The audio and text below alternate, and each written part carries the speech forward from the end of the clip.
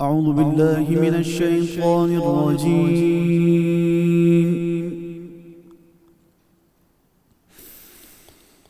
بسم الله الرحمن الرحيم.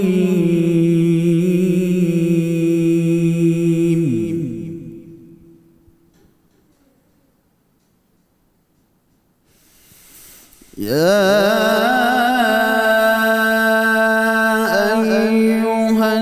الذين آمنوا اتقوا الله وقولوا قولا سديدا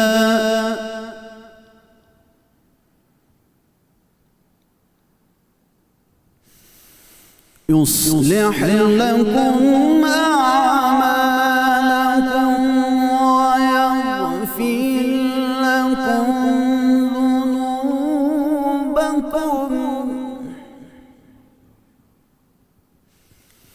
ومن يطع الله ورسوله فقد فاز فوزا عظيما.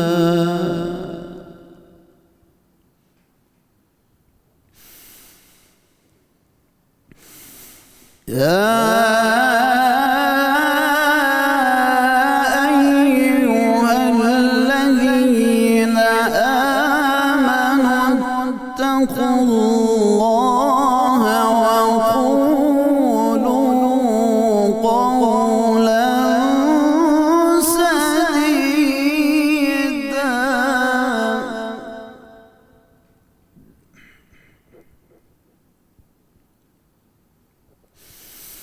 يصلح لكم أعمالكم ويغفر لكم ذنوبكم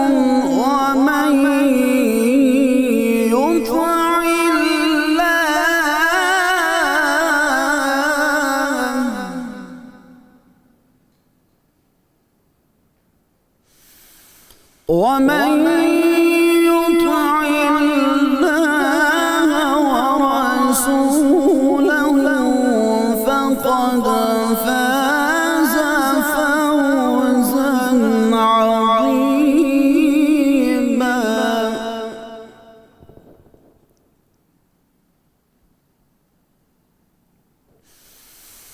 إنا عرضنا الأمانة على السماوات والأرض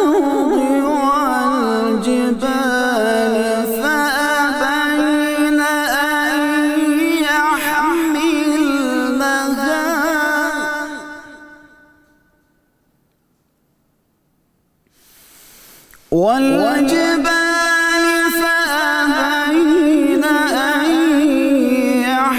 يحملنها وأشفقن منها وحملها الإنسان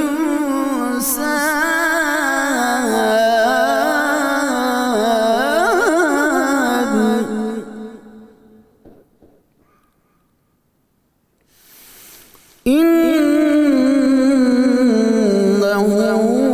كان ظلوما جهولا. صدق الله العظيم. جزاک اللہ قاری ڈاکٹر محمد اکرام اللہ محسن صاحب، جزاک اللہ. اعوذ باللہ من الشیطان الرجیم، بسم اللہ الرحمن الرحیم. یو کے، یو ایس اے، سعودی عربیہ، خلیجی ممالک، پاکستان، یورپ، پاکستان سے باہر، جہاں جہاں ہماری آواز اور تصویر جا رہی ہے، میری اور 92 نیوز کی طرف سے السلام علیکم ورحمۃ اللہ وبرکاتہ. آپ دیکھ رہے ہیں رحمت رمضان افطار ٹرانسمیشن، اور ہمارے قاری ڈاکٹر اکرام اللہ صاحب ہیں، انہوں نے پروگرام کا آغاز کیا. قرض سے میں یہ بتاتا چلوں کہ قاری صاحب جو ہیں ایران میں جو قرت کے جو مقابلے منعقد ہوئے 2014 میں، اس میں جو بہترین قراء حضرات تھے ان میں آپ کو شمار کیا گیا. جامعہ الازہر سے خصوصی سند، خصوصی اعزازی سرٹیفکیٹ جو ہے وہ آپ نے حاصل کیا، اور آپ وزیر اعظم پاکستان کی تقریر سے قبل جو تلاوت کی سعادت ہے وہ بھی قاری صاحبی کی آواز جو ہے وہ آپ تک پہنچتی ہے. جزاک اللہ قاری صاحب، اللہ آپ کو سلامت رکھے. اور میڈیکل پروفیشن سے وابستہ ہیں، بائی پروفیشن ڈاکٹر ہیں، اسلام آباد میں پریکٹس کرتے ہیں. آج انہوں نے ہمیں بہت عزت افزائی فرمائی، یہاں تشریف لائے. اور آج کا جو پروگرام ہے وہ آپ سبھی جانتے ہیں، اس حادثے سے آپ سبھی آگاہ ہو چکے ہوں گے جس نے پورے قوم کو، پوری دنیا کو اور خصوصاً پاکستانیوں کو تو ہلا کر رکھ دیا ہے. رمضان المبارک کا مہینہ ہر حوالے سے جذباتی لحاظ سے بھی ایک جیسے کہیے کہ مسلمانوں کے لیے ایک طرح سے جذباتی مہینہ ہوتا ہے. دل جو ہے وہ نسبتاً عام دنوں کی نسبت زیادہ نرم ہوتے ہیں، زیادہ سخاوت پہ مائل ہوتے ہیں، زیادہ محبت پہ مائل ہوتے ہیں. یہ اس مہینے کی برکت ہے. تو حادثے ویسے بھی اداس کر دیتے ہیں. مومن ایک جسد کی طرح ہے، یعنی کہ ایک جسم کی طرح ہے مومن جو ہے، اور کہ جہاں بھی ایک جسم کے حصے میں تکلیف پہنچتی ہے تو جیسے پورا جسم جو ہے وہ دکھ جاتا ہے اور تکلیف میں مبتلا ہو جاتا ہے. جو امت ہے وہ اسی طریقے سے ایک جسم کی طرح ہوا کرتی ہے. تو لازم بات ہے کہ ہم سبھی بہت دکھی ہیں، اور رمضان میں چونکہ جیسا کہ میں نے کہا کہ دلوں میں اور زیادہ نرمی ہوتی ہے تو اس قسم کے حادثے کا دکھ جو ہے وہ پہلے سے بھی سوا ہوتا ہے. اور یقیناً میں باقاعدہ جب جو آج ہمارے ساتھ موجود ہیں عین الحق بغدادی صاحب، جب جو اسلامی اسکالر ہیں ان کی طرف بڑھوں گا تو میں ان سے جاننے کی کوشش کروں گا کہ جتنی میری تھوڑی بہت معلومات ہے اور حادثے کے وقت اس میں سے اور بیشتر ہمارے جو لوگ ہیں جو پاکستانی ہیں وہ روزے سے ہوں گے، تو یہ تو شہید ہی ہیں اور یقیناً ان کو شہید ہی کہنا بھی چاہیے. مگر خاص طور پہ دینی حوالے سے ان کا کیا مقام ہے، میں چاہوں گا بغدادی صاحب کی جب بڑھوں گا تو اسے جاننا چاہوں گا کہ دین اس حوالے سے کیا رہنمائی فراہم کرتا ہے کہ جو لوگ اپنے کاموں پر نکلے ہوں، روزے سے نکلے ہوں، اور اگر وہ کسی ناگہانی کا یا حادثے کا شکار ہو جائیں تو اللہ تعالیٰ ان کے لیے کیا درجات جو ہے وہ مقرر کرتا ہے. اور قاسم علی شاہ صاحب ہمارے ساتھ موجود ہیں، ہمارے پروگرام کا مستقل حصہ ہوتے ہیں. ان سے بھی اس حوالے سے بات کریں گے کہ اس قسم کا حادثہ جو ہے وہ سماج کو، لوگوں کو کتنا ڈسٹرب کر دیتا ہے. اور البتہ کچھ چیزیں جو ہیں ہمارے دیکھنے میں آ رہی ہیں کہ آپ دیکھیے کہ لوگ جس طریقے سے اپنے سیل فونز لے کر وہاں کی تصویریں بنا رہے ہیں، وہاں پر جوک در جوک پہنچے ہیں. اچھا، پہنچنا کہ لوگوں کی تکلیف میں ہاتھ بٹانا یہ خواہش بہت اچھی چیز ہے، مگر جب پروفیشنل ادارے جو ہیں وہ وہاں پہنچ جاتے ہیں، آگ بجھانے والے پہنچ جاتے ہیں، ریسکیو ورکرز جو ہیں جب وہاں پہنچ جاتے ہیں، دیگر ادارے کے لوگ جو ہیں، سول ایویشن والے وہاں پہنچ گئے ہیں، تو پھر ان کو کام کرنے دینا چاہیے. کیونکہ اگر ہم بدنظمی کا مظاہرہ کریں گے تو کیا خبر اگر کسی کی جان بچائی جا سکتی ہے، وہ وقت پر وہاں نہ پہنچنے کی وجہ سے یا رش کی وجہ سے یا ہجوم کی وجہ سے کسی کوئی شخص جو ہے، چونکہ یہ وقت بہت ہی قیمتی ہوتا ہے، ایک ایک لمحہ جو ہے وہ بہت قیمتی ہوتا ہے. آپ کے پاس اطلاع پہنچ گئی ہے، بہت سارے لوگ جو ہے وہ ICU میں ہیں، جہاں جہاز جو ہے گرا ہے وہاں پہ جو گھرانے ہیں وہاں سے لوگوں کو ملبوں سے نکالا جا رہا ہے. تو کام میں رکاوٹ نہیں بننی چاہیے. مومن تو آسانی پیدا کرتا ہے، اور ہر موقع پر شعور کا جذبات ہمارے یقیناً بہت جسے کہیے کہ اس وقت ایسے ہوتے ہیں کہ ہمارا دل چاہتا ہے کہ ہم جو کر سکیں ہم کر لیں، ہم اپنے بھائیوں کو جا کر دیکھیں. لیکن اگر ہمارے ان جذبات کی وجہ سے جو امدادی کام ہے ان میں خلل پڑتا ہے، اس میں رکاوٹ آتی ہے، کسی کی جان جانے کا خطرہ ہو سکتا ہے، تو ہمیں عقل و شعور کا دامن جو ہے وہ نہیں تھومنا چاہیے، ہاتھ سے جانے دینا چاہیے. جذبہ بہت امپورٹنٹ ہے، مگر مومن جو ہے، مومن کی فراست سے آقائے دو جہاں سرکار دو عالم صلی اللہ علیہ وسلم نے فرمایا کہ مومن کی فراست سے ڈرو. مومن سب کچھ ہو سکتا ہے، مگر جسے کہیے کہ بے وقوف یا احمق جو ہے وہ نہیں ہو سکتا. میں یہ نہیں کہہ رہا، قطعی طور پہ یہ نہیں کہہ رہا کہ اس وقت جو لوگ وہاں جا رہے ہیں وہ بے وقوفی کا مظاہرہ کر رہے ہیں، وہ یقیناً بہت جذبے سے وہاں جا رہے ہیں. مگر یہ ہے کہ اس وقت تقاضا اس بات کا ہے کہ امدادی جو کارکن ہیں ان کو اپنا کام کرنے دینا چاہیے، اور جیسے ہی وہ جگہ خالی کرنے کو کہیں اس جگہ کو خالی کر دینا چاہیے. شہباز قمر فریدی صاحب بھی آج ہمارے ساتھ ہوں گے، اور مختلف کلام جو ہیں صوفیاء کا، بزرگوں کا، وہ ہمارے ساتھ شیئر کریں گے. اور اگلے مرحلے میں جو میرا موضوع ہے وہ میں اگلے مرحلے میں اس کی تفصیل آپ کے ساتھ شیئر کروں گا. مگر جو موضوع ہے وہ ہے ہمارا گفتگو کے آداب، جس میں اخلاق بھی آتا ہے، خوش اخلاقی بھی آ جائے گی، بد زبانی سے جو گریز ہے وہ بھی اس میں آ جائے گا. اور زبان، آقائے دو جہاں سرکار دو عالم صلی اللہ علیہ وآلہ وسلم نے فرمایا کہ جس نے اپنی شرمگاہ اور زبان کی مجھے ضمانت دے دی، میں اسے جنت کی بشارت دیتا ہوں. باقاعدہ آپ نے اپنی زبان مبارک کو تھام کر آپ نے یہ الفاظ فرمائے. تو زبان ہی وہ چیز ہے، چونکہ بدعت بھی اسی سے ہوتی ہے، غیبت بھی اسی سے ہوتی ہے، کینے کا اظہار بھی اسی سے ہوتا ہے، چغلی بھی اسی سے کی جاتی ہے، بغض کا اظہار بھی اسی سے ہوتا ہے، برائی بھی اسی سے کرتے ہیں لوگوں کی. سو یہ ساری چیزیں جو ہیں یہ اخلاق کے اور گفتگو کے آداب کے زمرے میں آتی ہیں. اس پر بات کریں گے، مگر اگلے مرحلے میں فی الحال ہم ذرا شاہ صاحب کی طرف بڑھیں گے. شاہ صاحب، یہ جو حادثہ آج ہوا ہے بڑا ہی اس نے ہم دیکھیے کرونا کے باوجود بھی ہم پریشان بھی تھے، مگر تھوڑی سی عادی ہو چلے تھے، تو خوش بھی تھے کہ یار رمضان ہے، برکتیں ہیں، سمیٹ رہے ہیں لوگ، پروگرام یہاں سے خیر کا پیغام جا رہا ہے. آج تو بہت ہی اداس کر دیا ہے اس واقعے نے. دیکھیے اس میں کوئی دوسری رائے نہیں ہے، بہت بڑا سانحہ ہے. لوگ عید آئی پڑی ہے، قریب دن ہے، اور 2-3 دن شاید میں یقیناً کتنے روزے سے ہوں گے، اور کوئی انتظار کر رہا ہوگا ایئرپورٹ پہ، کوئی گھر پہ انتظار کر رہا ہوگا، کسی نے آج دن میں رخصت کیا ہوگا، کسی کو عید کا انتظار ہوگا، کوئی کسی اسائنمنٹ، کوئی امپورٹنٹ کام، کسی اہم کام کے لیے گھر سے نکلا ہوگا. اور یہ جیسے ہی اطلاع ملی، ہم تو اس ٹرانسمیشن کی طرف ہی آ رہے تھے، اور اس میں کوئی دوسری رائے نہیں شاہ صاحب کہ دل اس وقت سے بیٹھ گیا. ہمارے پاس تو کہہ لیجیے وہ الفاظ نہیں ہیں جس سے ہم اظہار کر سکیں کس تکلیف میں وہ فیملیز ہوں گی اور کس درد میں وہ فیملیز ہوں گی. تو اللہ تعالیٰ ان سب کو صبر دے. اور وہ جانے والے یقیناً سارے جنتی ہیں روزے کی حالت میں، رمضان کے مہینے میں، اور کہہ لیجئے کہ مسافر پردیسی یہاں سے چلا وہاں جا رہا ہے، اللہ اس کی اگلی منزلوں کو آسان کرے، کروٹ انہیں جنت عطا. آمین آمین.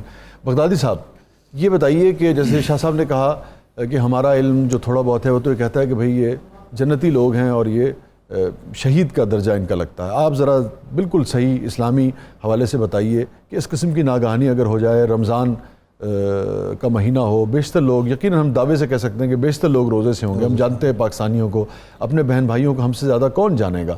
تو کیا ان کے لیے دین اسلام کہتا ہے؟ جی شاہ صاحب، اگرچہ آپ نے درست فرمایا کہ اکثر لوگ روزے سے ہوں گے، اور اگر وہ روزے سے نہ بھی ہوں تو وہ مسافر تھے، ان کو اللہ رب العزت نے ایک اور حکم کے تحت یہ اجازت دی ہوئی ہے کہ سفر کی صورت میں آپ روزہ نہ بھی رکھیں. ٹھیک ہے. بہر صورت وہ جس طرح بھی تھے، ناگہانی جو موت ہے اس پہ روایات موجود ہیں کہ کوئی شخص اگر آگ میں جل کر، پانی میں ڈوب کر یا اس طرح سے اس کا وصال ہو جاتا ہے تو وہ شہادت کی موت ہے. اللہ اکبر. اور یہاں پر بھی کیونکہ ایک تو حادثہ کہ جہاز گر گیا، اور ایک حادثہ اس کے بعد ہو گیا کہ اس کو آگ بھی لگ گئی، یعنی کہ وہ جل کے بھی لوگ ان کی شہادت ہو رہی ہے. آپ علیہ الصلوۃ والسلام کی خدمت اقدس میں ایک شخص آتا ہے اور آ کر اپنی ماں کی ناگہانی موت کا ذکر کرتا ہے، اور وہ یہ عرض کرتا ہے کہ یا رسول اللہ، میری ماں کسی ناگہانی اچانک موت کے اندر ان کی ڈیتھ ہو جاتی ہے، تو مجھے امید ہے کہ اگر میں ان سے بات کرتا تو وہ صدقے کا حکم کرتی ہیں، تو کیا میں اگر ماں کی طرف سے اب صدقہ کروں تو وہ میری ماں کے حق میں قبول ہوگا اور میری ماں کو اس کا ثواب ملے گا؟ تو آپ علیہ الصلوۃ والسلام نے اس کے اوپر فرمایا کہ ہاں، اگر آپ صدقہ کریں گے تو آپ کی ماں کو اس کا اجر و ثواب ضرور ملے گا. گویا کہ ناگہانی موت کا یہاں سے ہی ہمیں اس کا بھی وہ استدلال ہے. اور اگر ناگہانی موت کوئی اچھی نہ ہوتی تو آپ علیہ الصلوۃ والسلام یہاں پر ضرور اس کے اوپر کوئی ناگواری کا اظہار فرماتے. بالکل ٹھیک ہے. ایسا نہیں ہوا چونکہ یہ تو رضا الہی ہے، قضاء بھی اور رضا الہی ہے. اور دوسری بات یہ ہے کہ اس سے ہمارے لیے ایک بہت بڑا درس ملتا ہے نا. شیخ سعدی رحمۃ اللہ فرماتے ہیں نا کہ ہماری جو زندگی جو ہے نا، یہ ٹوٹل 2 سانس کی مار ہے. ایک سانس آپ جب جسم سے باہر نکلتا ہے تو آپ یہ امید رکھیں کہ کوئی پتہ نہیں یہ سانس میری زندگی کا آخری ہو، اس کے اوپر استغفار کریں تاکہ آپ کے سب گناہ معاف ہو جائیں اور اللہ رب العزت آپ کی بخشش کر دے. اور اگر وہ سانس واپس آپ کے جسم میں آ جاتا ہے تو اس پہ رب کا شکر ادا کریں کہ اس نے آپ کو ایک نئی زندگی عطا کر دی ہے. تو یہ جو منیمم ٹائم مینجمنٹ ہے، وہ شاہ صاحب بہتر اس کے اوپر بات کر سکتے ہیں. ٹائم مینجمنٹ کی جو منیمم آپ ریکوائرمنٹ اس کی تعین کر سکتے ہیں، اس کا وہ یہ ہے. بالکل درست. تو یہ ہمارے لیے بھی ہے کہ ہم اپنی زندگیوں کو اس انداز میں گزاریں کہ زندگی کا موت کا کوئی پتہ نہیں کہ وہ ایک سانس کے اوپر بھی آ کر ہمیں پکڑ سکتی ہے. ہمیں اپنی زندگی کو ہر وقت اس کے لیے تیار رکھنا چاہیے. مجھے یاد آ گیا کہ آدمی تیرا اعتبار کہاں، آدمی تیرا اعتبار کہاں، ہاں ابھی تھا ابھی نہیں ہے، ہاں ابھی تھا ابھی نہیں ہے. تو ناظرین، میں ایک مرتبہ پھر اپنی طرف سے اور 92 نیوز کی طرف سے، ہمارے پورے ادارے کی طرف سے، انتظامیہ کی طرف سے، اس لیے کہ میں آپ کو بہت یعنی کہ اس میں کوئی لگی لپٹی کی بات نہیں ہے، دکھاوے کی بات نہیں. جتنا ہمارا ہال ہے، ایک بڑا ہال ہے جہاں سے ہم پروگرام کرتے ہیں، یہاں ہمارے جب پہ کام کرنے والے لوگ ہیں، کیمرہ مین دوست ہیں جو اس فلور کو صاف رکھتے ہیں، یعنی کہ بلا مبالغہ یہاں 25 سے 40-50 لوگوں کا کرو ہوتا ہے. ہر آدمی جو ہے وہ اداس ہے، اس کی نظریں ٹیلی ویژن پر لگی ہیں، جیسے کوئی اس کا پیارا جو ہے وہ اس حادثے میں تھا. اس اتنی محبت سے لوگ یعنی کہ اس کی طرف متوجہ ہیں. سبھی کی آنکھیں جو ہیں وہ اشکبار ہیں. تو اور جیسے کہ بغدادی صاحب نے کہا, جو جن کے لواحقین ہیں ان کے لیے ایک تو اطلاع یہ ان کے دلوں کو سکون اور ڈھارس دے سکے گی کہ جو لوگ آج آپ سے جدا ہوئے ہیں ان کا درجہ جو ہے وہ شہیدوں کا درجہ ہے. جانا تو سب نہیں ہے, مگر اگر آدمی ایسی موت چلا جائے جس میں دین اسلام یہ کہتا ہو کہ یہ شہیدوں کے کسی درجے پر فائز ہو گیا ہے, تو ایک طریقے سے انسان کے دل کو تسلی بھی ہو جاتی ہے اور ڈھارس بھی ہو جاتی ہے. جو موضوع ہے ہمارا وہ ہے گفتگو کے آداب, اور میں چاہوں گا کہ دینی حوالے سے پہلے ہم اس پر ذرا بات کر لیں. تو بغدادی صاحب کیا فرمائیں؟ جی ہاں. بسم اللہ الرحمن الرحیم. آج جو آپ نے موضوع رکھا ہے گفتگو کے آداب, تو شاہ صاحب یقیناً ہمارے لیے, کیونکہ مسلمانوں کے لیے بالخصوص اور بالعموم ساری انسانیت کے لیے جی بے شک جو مشعل راہ ہے وہ حضور نبی اکرم صلی اللہ علیہ وسلم کی ذات مقدسہ ہے. تو ہر معاملے میں ہمیں جو رجوع کرنا ہوتا ہے وہ آپ کی سنت مطہرہ کی طرف ہی کرنا ہے. تو گفتگو کے حوالے سے بھی جو اس کے آداب اور جو اس کا سلیقہ ہے, تو آپ علیہ الصلوۃ والسلام کی سنت مطہرہ سے ہمیں وہ درس ملتا ہے. جی جی. آپ علیہ الصلوۃ والسلام کی کیونکہ گفتگو اس حوالے سے بھی بڑی نپی تلی اور ایک سانچے میں ڈھلی ہوئی ہوتی تھی, اور اس کی ایک علت یہ تھی کہ وما ینطق عن الہویٰ, کہ آپ علیہ الصلوۃ والسلام تو اپنی مرضی سے گفتگو فرماتے نہیں تھے, اور صرف وہی گفتگو کرتے تھے جو اللہ رب العزت کی طرف سے وحی کی صورت میں آتی تھی. اس لیے کہ جو قانون سازی کی حیثیت آپ کے ہر کہے ہوئے ہو, ایک لفظ ادا ہوا وہ آپ کی زبان اقدس سے وہ قانون کا درجہ رکھتا تھا. تو اس لیے اللہ رب العزت نے قرآن عظیم کے اندر آپ کے ان الفاظ کو قانونی حیثیت بھی دے دی, وما آتاکم الرسول فخذوہ, کہ جو کچھ رسول صلی اللہ علیہ وسلم آپ کو دیتے ہیں یا جس کا حکم فرما دیتے ہیں اس کو پکڑ لو. وما نہاکم عنہ فانتہوا, اور جس چیز سے وہ روک دیں اس سے رک جائیں. تو دوسرے شاہ صاحب کے گفتگو جو ہے ویسے بھی ایک انسان عام جو عوامی اگر اس کو عمومی معنی اس کا لیں تو کوئی آدمی جب تک وہ خاموش رہتا ہے تو اس وقت تک تو آپ اس کے بظاہر حلیے کو دیکھتے ہوئے آپ اس سے مرعوب ہو سکتے ہیں, آپ اس کی شخصیت کا اندازہ نہیں کر سکتے. لیکن جب وہ گفتگو کرنے لگتا ہے تو تب اندازہ ہوتا ہے کہ یہ اب کس کردار اور کس اخلاق کا مالک ہے. اور یہ گفتگو عام حالات کے اندر ہے, بالخصوص جب کہیں انسان کسی اور سوسائٹی کے امور سے متاثر ہوا ہو, یعنی کہیں پہ وہ مظلوم ہوتا ہے یا کہیں پر وہ کسی مشکل حالات کے اندر ہے, یا کہیں جب اس کا لڑائی جھگڑا ہو رہا ہو تو تب اور نکھر کا سامنے آتا ہے کہ اب وہ گفتگو کس انداز میں کرتا ہے. تو یہ وہ تمام جو طریقے ہیں یہ آپ علیہ الصلوۃ والسلام نے ہمیں گفتگو کے انداز سکھائے, اور ہر امور میں آپ علیہ الصلوۃ والسلام کس کس انداز میں, یعنی کہ بہت کم گفتگو فرمانا, اور آپ نے ایک اصول بھی ہمیں عطا کر دیا کہ کلم الناس علی قدر عقولہم. سبحان اللہ. آپ نے فرمایا کہ جب آپ گفتگو کریں تو وہ گفتگو آپ نے اپنی مرضی کے مطابق نہیں کرتی کہ جو کچھ آپ گھر سے وہ مسودہ بنا کے لے آئے اور وہ پڑھ کے آپ نے سنا دینا ہے, بلکہ نہیں, آپ نے اپنے سامعین کو دیکھنا ہے کہ ان کے کس رتبے پہ وہ ہیں اور ان کی کیٹیگری کیا ہے. تو اس حساب سے اگر آپ گفتگو کریں گے تو وہ فصاحت اور بلاغت کے درجے میں آئے گی. ادروائز اگر آپ اس گفتگو سے باہر نکل جائیں گے تو وہ آپ گفتگو کر کے چلے جائیں گے, لوگوں کے دماغ کے اوپر سے گزر کے چلی جائے گی. تو یہی آپ علیہ الصلوۃ والسلام کا انداز بھی تھا کہ جب آپ گفتگو کرتے تو آپ کوئی ایسی بات کو پکڑتے, یعنی کہ جو اس وقت سینیریو ہوتا, جو انوائرمنٹ ہوتی تھی, آپ پراپر اس کو یوٹیلائز کرتے. جیسے کہ وہ کوہ صفا پہ آپ تشریف لے گئے جب قریش کو دعوت دینی تھی, تو آپ نے جا کر وہ چھوٹی سی ٹیلا ہے, پہاڑ ہے, اس کے اوپر کھڑے ہو گئے. تو آپ نے فرمایا کہ اب اگر میں آپ سے یہ کہوں اس پہاڑ کے پیچھے ایک لشکر آ رہا ہے تو کیا کرو گے؟ تو سب نے بیک زبان کہا کہ آپ نے تو کبھی زندگی میں جھوٹ قریب تک نہیں بٹکا, ہم یقین مانیں گے, ہم تو یقین مان لیں گے. تو آپ علیہ الصلوۃ والسلام نے فرمایا کہ بچ جاؤ لوگو, یہ پہاڑ کے اس چھوٹے سے ٹیلے کے اوپر چڑھ کے میں اگر اس پہاڑ کے پیچھے آپ نہیں دیکھ سکتے تو گویا کہ اس دنیا کے عالم برزخ اور آخرت میں کیا ہونے والا ہے آپ اس کی خبر بھی نہیں رکھتے, کیونکہ میں نبوت کی اس منزلت کے اوپر فائز ہوں, تو میں وہاں سے اس سب کسی کو دیکھ رہا ہوں اللہ رب العزت کی توفیق کے ساتھ, لہٰذا میں آپ کو خیر کی دعوت دیتا ہوں. تو آپ علیہ الصلوۃ والسلام ایک جگہ پہ ایک منزل پہ بڑا ایک آسان سا تھا کہ جب آپ نے دنیا سے بے رغبت کرنا تھا لوگوں کو, اور دنیا کے اندر ہم لو نہ لگا لیں, دل اس انداز میں نہ لگا لیں, اور زہد کا درس دینا تھا. تو آپ ایک جگہ سے گزر رہے تھے تو ایک بکری کا بچہ مرا ہوا وہاں پڑا تھا, جو کہ اس وقت بوسیدہ ہو چکا تھا, اور اس کے جسم میں سے بدبو آنے لگی اور کچھ کیڑے ڈال چکے تھے. تو آپ علیہ الصلوۃ والسلام نے صحابہ کرام کو مخاطب ہو کر فرمایا کہ دنیا سے کون کون محبت کرنا چاہتا ہے؟ تو آپ علیہ الصلوۃ والسلام نے اس بکری کے بچے کی طرف اشارہ کیا کہ دنیا کی مثال بکری کے اس بچے کی طرح ہے جو اس وقت مر چکا ہے اور اس کے اندر سے بدبو آ رہی ہے. جو شخص اس سے محبت کرے گا، کون چاہے گا کہ اس کو اٹھا کے لے جائے اور اس کا گوشت استعمال کرے؟ کوئی بھی نہیں چاہے گا. ایسے ہی ہے کہ دنیا بھی ہمیں صرف اتنی استعمال کرنی چاہیے آج کے اس واقعے کی مناسبت سے بھی کہ جتنا ہم بس اچھا اور عزت کا وقت گزار لیں. بس اس کے بعد یعنی مال بھی آپ علیہ الصلوۃ والسلام نے فرمایا نا کہ وہی ہے کہ جو آپ اپنے لیے خرچ کر اپنے اوپر تھوڑا بہت آپ نے فرمایا جو آپ نے کھا لیا جائز طریقے سے وہ آپ کا مال ہے اور اس کو فنا کر دیا. اور فرمایا جو آپ نے پہن لیا اور اس کو بوسیدہ کر دیا جائز طریقے سے وہ آپ کا مال ہے. فرمایا اس کے علاوہ جو کچھ بھی چھوڑ کے جا رہے ہیں وہ آپ کا نہیں ہے، وہ آپ کے وارثوں کا ہے. بالکل درست بات. اور ناظرین، آقا دو جہاں سرکار دو عالم صلی اللہ علیہ وآلہ وسلم کا طریق یہ تھا کہ آپ ہمیشہ ٹھہر کر، اور جیسے کہ بغدادی صاحب نے فرمایا کہ مخاطب کے ذہنی سطح کے مطابق گفتگو فرماتے تھے. اس سے نتیجہ یہ اخذ ہوتا ہے کہ جو آپ کا جو پیغام ہے وہ تو آپ جانتے ہیں کہ آفاقی ہے، وہ تو بہت ہی گہرا ہے، بہت ہی عظیم ہے. پیغام عظیم ہے، جو متن ہے وہ بہت عظیم ہے، مگر جو اس کا طریقہ کار ہے پہنچانے کا وہ عام لوگوں کی فہم کے مطابق ہے.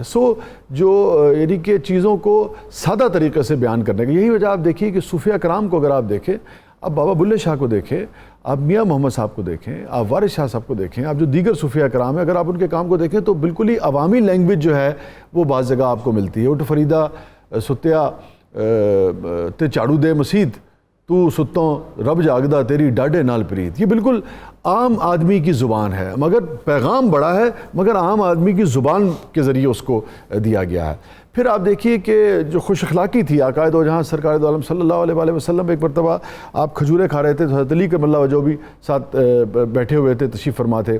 تو آپ نے کہا کہ دیکھو بھائی سب سے زیادہ کھجوریں جو ہیں وہ کون کھا رہا ہے؟ میں نے کہا کہ گھٹلیاں ادھر رکھ دیں. جی ہاں، تو گھٹلیاں جو چونکہ وہ آپ حضرت علی کرم اللہ وجہہ کے آگے رکھ رہے تھے تو حضرت علی نے بھی پھر آگے سے بہت ہی شگفتگی سے ایک بات جو ہے وہ کی، تو لیکن اس کے اندر کسی کی تضحیق نہیں، کسی کی توہین نہیں، کسی کی دل آزاری نہیں، خوبصورت یعنی کہ شیر و شکر باہم ہونے کا جو پیغام ملتا ہے. اسی طرح مجھے یاد ہے کہ حضرت مقداد نے ایک مرتبہ بڑا مزے کا وہ واقعہ ہے دلچسپ.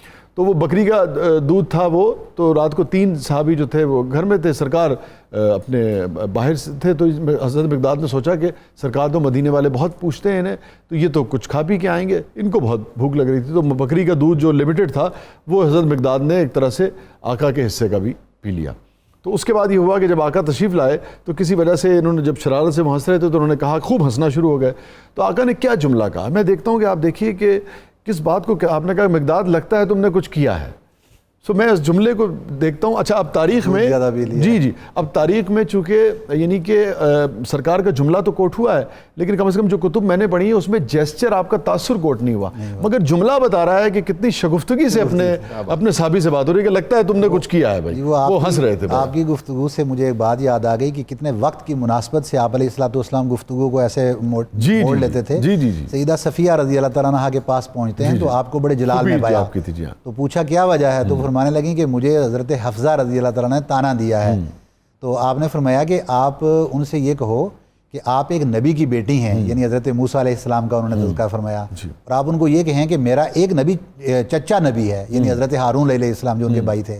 اور تیسری بات فرمائی کہ آپ ان کو یہ کہو کہ میں ایک نبی کی بیگم ہوں، وائف ہوں، زوجہ ہوں. تو آپ ان کو یہ بتائیں، پھر ان سے یہ پوچھیں کہ وہ کس بات کے اوپر اتنا بڑا فخر کرتی ہیں.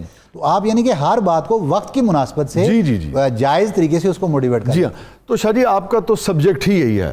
اب بغیر کسی سوال کے اوور ٹو یو گفتگو کے طریقے.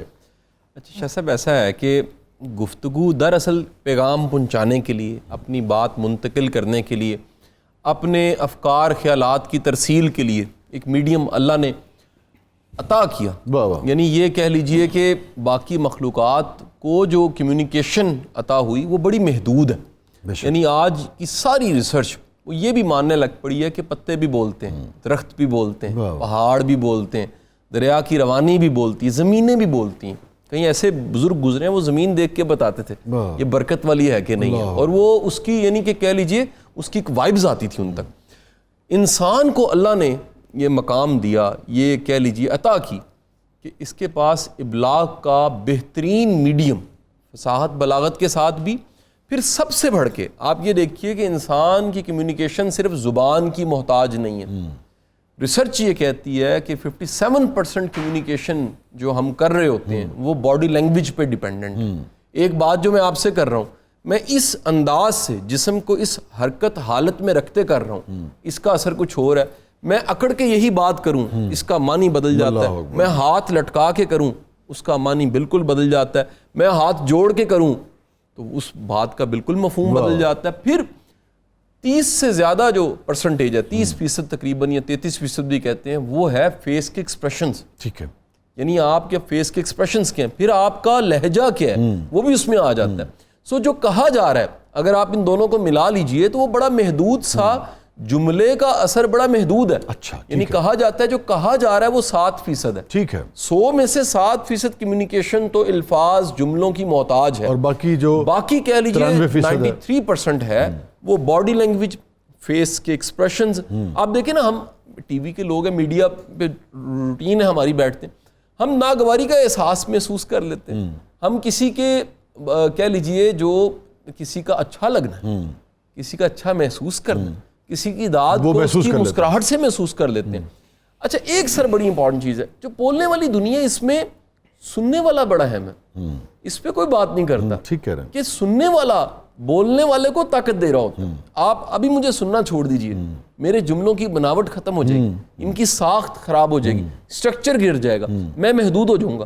ممکن ہے میں تھوڑی دیر کے بعد معافی مانگ لوں کہ میں بول نہیں سکتا کیونکہ میرا سننے والا سامنے نہیں ہے, متوجہ نہیں, میں کس کے ساتھ بات کر رہا ہوں. اب کہہ لیجئے کہ کمیونیکیشن ابلاغ ایک مکمل سائنس ہے. میں ایک اس میں اگر آپ اجازت دیجئے تو کچھ چیزوں کو میں چاہوں گا اس میں مینشن کرنا. شاہ صاحب الفاظ اور جملوں کی طرف اگر آؤں تو الفاظ کا چناؤ بڑا اہم. ایک ہی بات کئی انداز سے کی جا سکتی ہے. آپ دیکھیں ہم آف ایئر ہوتے ہیں بعض اوقات تو کئی ایسی باتیں ہم اس کو, کیونکہ کمیونیکیشن کے ہم لوگ ہیں, ابلاغ کے, ہمارا تو شعبہ ابلاغ ہے, تو ہم کئی باتوں کو ڈھکے چھپے انداز میں کر جاتے ہیں اور ہمیں سمجھ آ جاتا ہے. بالکل ٹھیک. ممکن ہے جو کمیونیکیشن کو اس طرح نہ جانتا ہو اس کو وضاحت چاہیے. بالکل درست کہہ رہے ہیں. تو کمیونیکیشن ایک ایسا آرٹ ہے کہ اس میں بد سے بدترین بات کو بڑے اچھے انداز سے کہا جا سکتا ہے, اور بہترین بات کسی بہترین بات کو بھی آپ کریں. ممکن ہے اگلا آپ نے شکریہ مارا کسی کی وکھی میں, وکھی تو نہیں کہنا چاہیے لیکن اس کو وج گیا جا کے, وہ شکریہ وج گیا, یہ کمیونیکیٹ ہو گیا کہ آپ نے کہاں مارا ہے حالانکہ شکریہ ادا کیا. سو بعض اوقات کمیونیکیشن سے بڑا طوفان آ جاتا ہے. ٹھیک بات. اس میں دیکھیے دین, آپ بغدادی صاحب تو زیادہ بہتر گائیڈ کر سکتے ہیں کہ جو زبان کی کہہ لیجئے شر انگیزی ہیں یا اس کا ڈیمیج ہے وہ اتنا خوفناک ہے, اور زبان کتنی طاقتور ہے. شاہ صاحب اگر 2 جملے کسی کو اچھے مل جائیں اس کی پوری زندگی سنور جاتی ہے. بے شک. میں اپنے زمانے طالب علم میں ایک چھوٹا سا واقعہ اجازت دے دیجیے. میرے ایک فزکس کے ٹیچر تھے, اللہ ان کو لمبی زندگی. اچھا اگر ہم واپس آ کے لیں ذرا, لوگوں کو تجسس بھی رہے گا کہ یار شاہ صاحب کیا واقعہ سنانا چاہتے ہیں, اس چکر میں لوگ جائیں گے نہیں آپ کے اس واقعے. ناظرین چھوٹے سے وقفے کے بعد واپس آتے ہیں اسی واقعے سے. جو فزکس کے استاد تھے آپ کے, فزکس کے ٹیچر کا اپنا واقعہ شیئر کرنا چاہ رہے تھے قاسم علی شاہ صاحب, یہیں سے ہم آغاز کریں گے. آپ چھوٹے سے وقفے کے بعد واپس آئیں. آنسوؤں سے کر لے اپنی آنکھیں نم, رمض کی حرمت بھی دیکھو نہ ہو کم.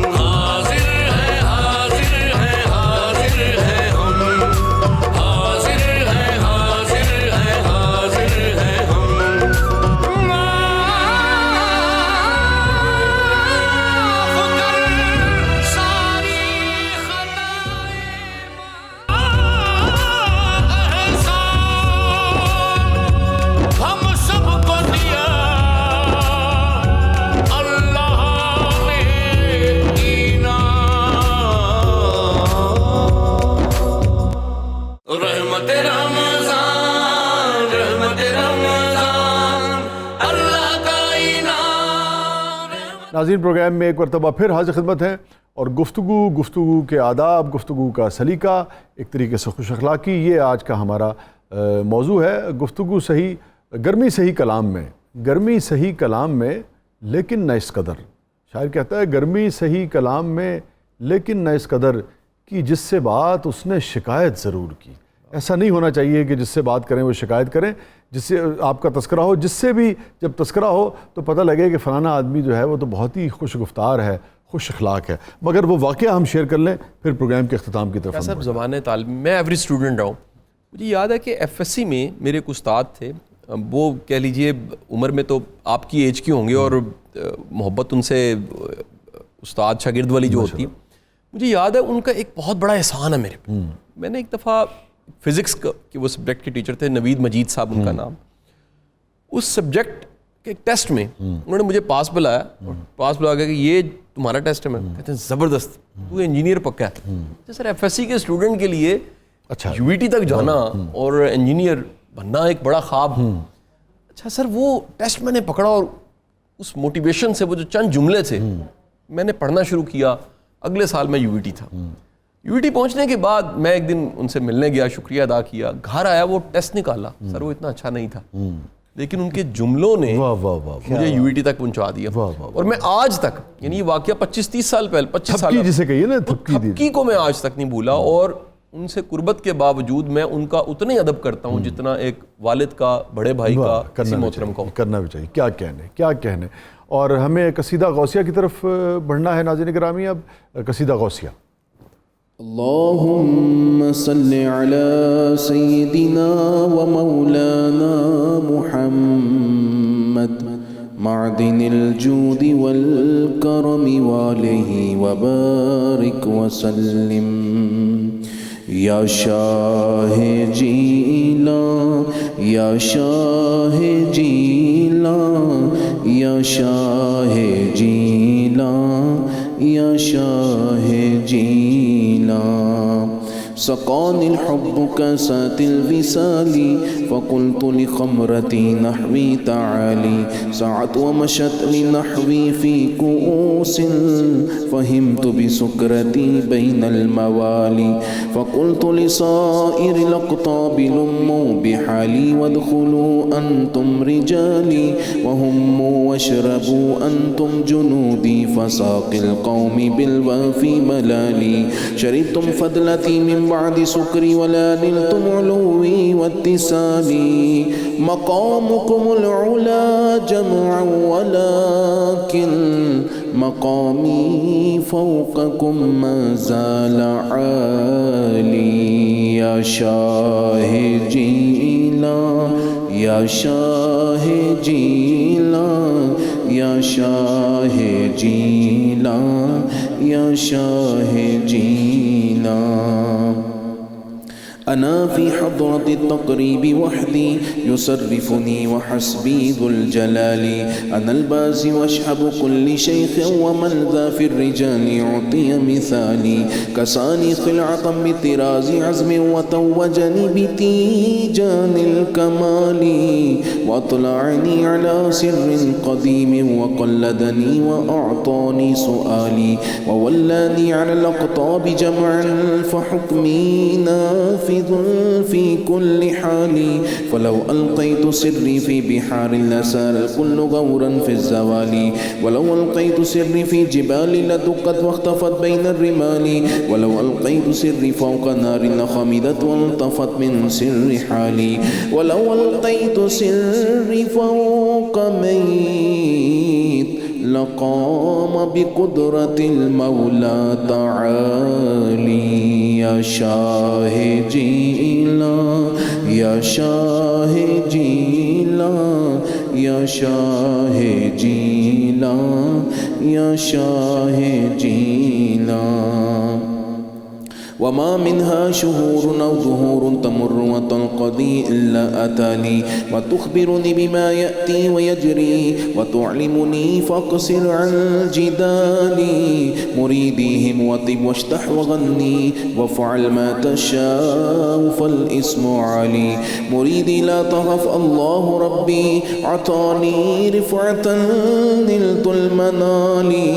طبولي في السماء والأرض دقت وشوص قصص السعادة قد بدا لي بلاد الله ملكي تحت حكمي ووقتي قبل قلبي قد صفى لي نظرت إلى بلاد الله جمعا كخردلة على حكم اتصالي مريدي لا تخف واصل فإني عزوم قاتل عند القتال يا شاه جيلا يا شاه جيلا يا شاه جيلا يا شاه جيلا درست العلم حتى صرت قطبا ونلت سعد من مولى الموالي فمن في أولياء الله مثلي ومن في العلم والتصريف حالي رجال في هواجرهم صيام وفي ظلم الليالي كاللآلي وكل ولي له قدم إني على قدم النبي بدر الكمال نبي هاشمي مكي رجاز وجد به نلت الموالي أنا الجيلي محي ديني اسمي وأعلامي على رأس الجبال أنا الحسني والمخضع مقامي وأقدامي على عنق الرجال وعبد القادر المشهور اسمي وجدي صاحب العين الكمال تقبل لي ولا تردد سؤالي أغثني سيدي انظر بحالي يا شاه جيلا يا شاه جيلا يا شاه جيلا يا شاه جيلا اللهم صل على سيدنا ومولانا محمد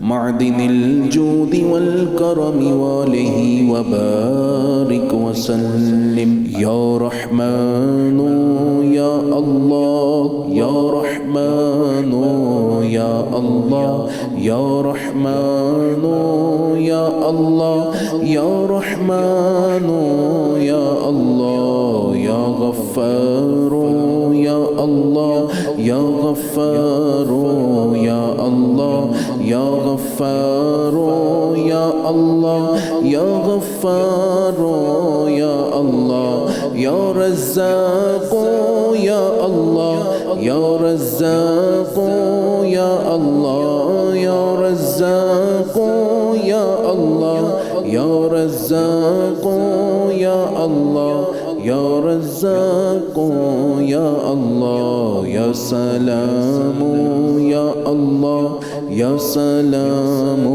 يا الله يا سلام يا الله يا سلام يا الله يا حي يا قيوم يا حي يا قيوم يا حي يا قيوم يا حي يا قيوم يا الله يا الله يا الله يا الله يا الله يا الله يا الله يا الله يا الله يا الله يا مسبب الأسباب يا مسبب الأسباب يا مسبب الأسباب يا مسبب الأسباب دل کو نور کر دے سختی دور کر دے اپنا قرب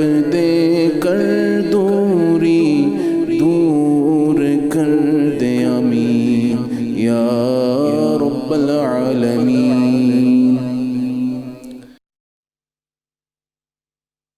مولانا محمد وعلى آله وصحبه وبارك وسلم اللهم إن رزقنا في السماء فانزله وإن كان في الأرض فاخرج وإن كان بعيدا فقربه وإن كان حراما فطاهر وإن كان معسرا فيسر بحق ذهائك وبهائك آتينا ما آتيت عبادك الصالحين يا رب العالمين اللهم إني أعوذ بك من بدن لا ينتسب بين يديك ومن قلب لا يشتاق إليك ومن دعاء لا يصل إليك ومن عين لا تبكي عليك، وأسألك زيادة في العلم وكفاية في الرزق وصحة وعافية في البدن يا أرحم الراحمين.